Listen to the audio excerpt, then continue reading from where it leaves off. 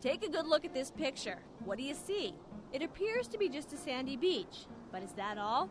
Look real close now. Not just a beach after all. Turns out this section of Jones Beach in Long Island is actually home to one of the nation's threatened species, cute little shorebirds known as piping plovers. People describe them as, when they first come out, as cotton balls on Q-tips. They are sand-colored. They have one neckband, short to the ground.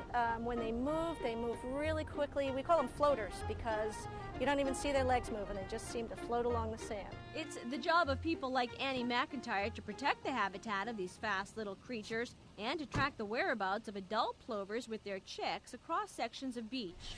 We're going to go around here into what we call Section 4. We're going to look for Sal, who is watching a pair that has younger chicks than the ones that we just saw.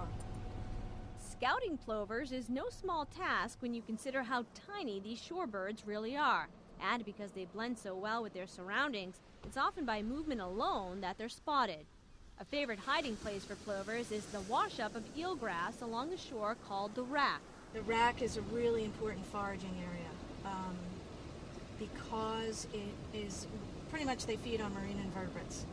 So the rack is a really fertile source for marine invertebrates. True to form, Annie spots a pair of adult plovers along the rack line. See them moving across? How close? Approaching pretty far. 75 meters, a little bit to the right of that blue barrel, blue bucket. We have the adults, and where the adult is, the chicks aren't far away.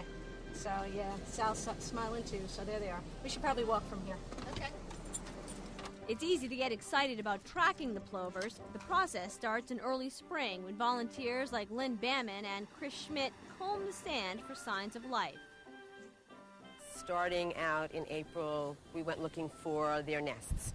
And what you're looking for is just a slight depression in the sand. And crisscross the sand until you find one. And it's very exciting when you see it in the tiny little sand-colored eggs. And then once the eggs are hatched, we start watching their movements along the beach where they're foraging so we can keep an eye on them to monitor their progress and see them till the time that they're old enough to be on their own. Oh, the chick is right here.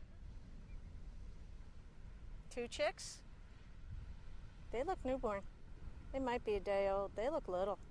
A plover is considered fully fledged when it's just 25 days old. But there are many obstacles which could prevent a bird from even making it that far. Look at all the tracks all over the place here. See them all? Avian predators like crows and gulls, along with foxes and raccoons, are a huge concern for plover enthusiasts. So right here you can see there's a lot of fox tracks, these larger ones going up the dune, and then the plover tracks are crisscrossing all across here. It shows the 2 species using the same area to raise their young. The fox will eat the plovers if they can. They'll eat the eggs if they can. Fence-like cages called exclosures are built early in the season in order to keep plover nests protected and predators out. But animals aren't the only threat to plovers. The tiny birds prefer the open sand and gravel areas that beaches provide, the same beaches enjoyed by you and me. The difficult task is balancing the recreational desires of humans with the need to protect the threatened piping plover. Efforts to restore and protect plover habitat include string fences like this one to help discourage humans from disturbing plover nests.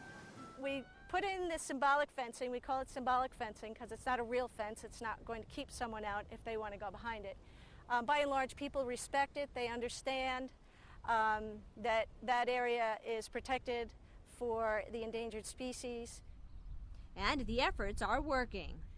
As we find the nests, we number them in the order that we find them. So pair number 1 was the first nest that we found. As the season goes along, like this year we've gotten up to 24.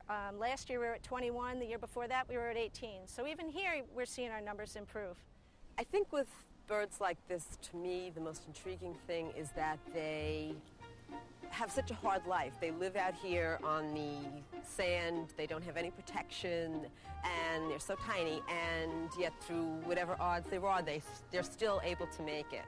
And I find that just fascinating.